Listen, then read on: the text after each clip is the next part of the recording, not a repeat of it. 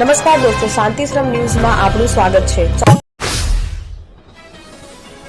Banas ડેરીનું tanker સાંતલપુરના ગ્રામીણ વિસ્તારોની ડેરીમાંથી વહેલી સવારે દૂધ ભરી GJAU 5515 નંબરવાળું ટેન્કર ભાભર તરફ આવતા સણવા પાસે ટેન્કરના આગળના ભાગના ટાયરનું જોડો નીકળી જતા ડ્રાઈવરે સ્ટીયરિંગ પરનો કાબુ ગુમાવતા ટેન્કર રોડની સાઈડમાં આવેલ ખાડામાં ખાબક્યું। ટેન્કર ખાડામાં ખાબકતા પલટી મારી જતા 10,000 લીટર દૂધનો જથ્થો ઢોળાઈ જતા દૂધના ખાડા ભરાયા, હજારો રૂપિયાનું નુકસાન થયું। સદનસીબે ડ્રાઈવર અને કંડક્ટરનો બચાવ થયો। દૂધનું ટેન્કર પલટી મારી જતા ઘટના સ્થળે લોકોના ટોળા ઉમટી પડ્યા। રાજસ્થાન પોલીસે માવલ ચેકપોસ્ટ પર મોટી કામગીરી કરતા દારૂની હેરાફેરી કરતું એક મિની ટ્રક ઝડપી પાડ્યું છે। પોલીસને મળેલ બાતમીના આધારે રાજસ્થાનથી ગુજરાત તરફ જતા મિની ટ્રકને રોકી અને તપાસ હાથ ધરવામાં આવી હતી।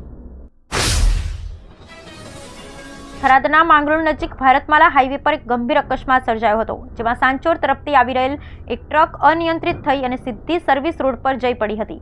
આ દુર્ઘટનામાં ટ્રક ચાલક અને તેમની સાથે મુસાફરી કરી રહેલા અન્ય વ્યક્તિઓને ઈજાઓ પહોંચી હતી।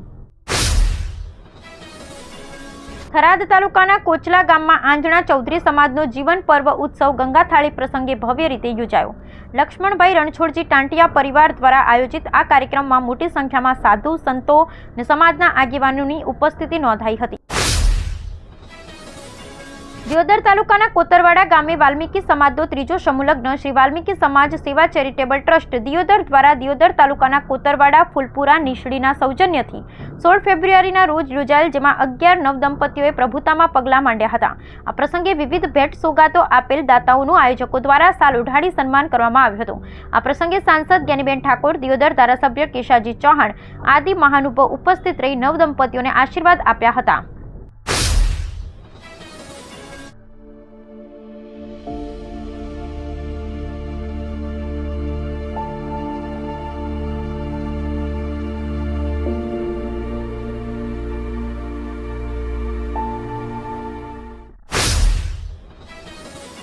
ગુજરાત સરકાર દ્વારા આયોજિત ખેલ મહાકુંભ 3.0 અંતર્ગત બનાસકાંઠા જિલ્લા કક્ષાની જુડો સ્પર્ધામાં ડીસા કોલેજની વિદ્યાર્થીની ખુશી જીતુભાઈ જોશીએ ઉત્કૃષ્ટ પ્રદર્શન કરી સ્વર્ણચંદ્રક મેળવ્યો છે।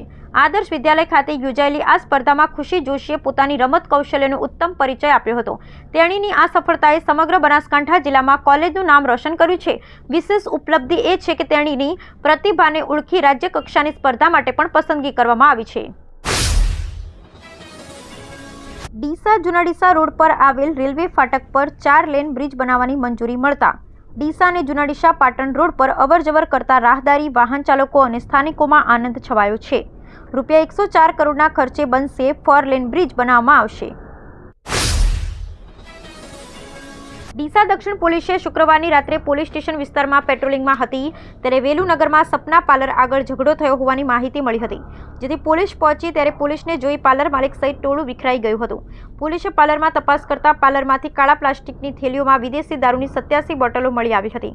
પોલીસે 16,775નો મુદ્દામાલ કબજે કરી પાર્લર માલિક જેકી ઓમપ્રકાશ મોદી રહે ઉમિયાનગર ડીસા સામે ગુનો નોંધી કાર્યવાહી હાથ ધરી હતી। વડગામના બસોમાં બાઇક પર બેસવા મામલે મારપીટ, 4 ઇસમોએ હુમલો કરી ગળદાપાટોનો માર મારી ધમકી આપતા ફરિયાદ, 2 સગા ભાઈઓને માર મારતા પાલનપુર સિવિલમાં સારવાર હેઠળ પોલીસે 3 લોકોના નામ જોગતો એક અજાણ્યા મળી કુલ 4 શખ્સો સામે ગુનો નોંધી હાથ ધરી વધુ તપાસ।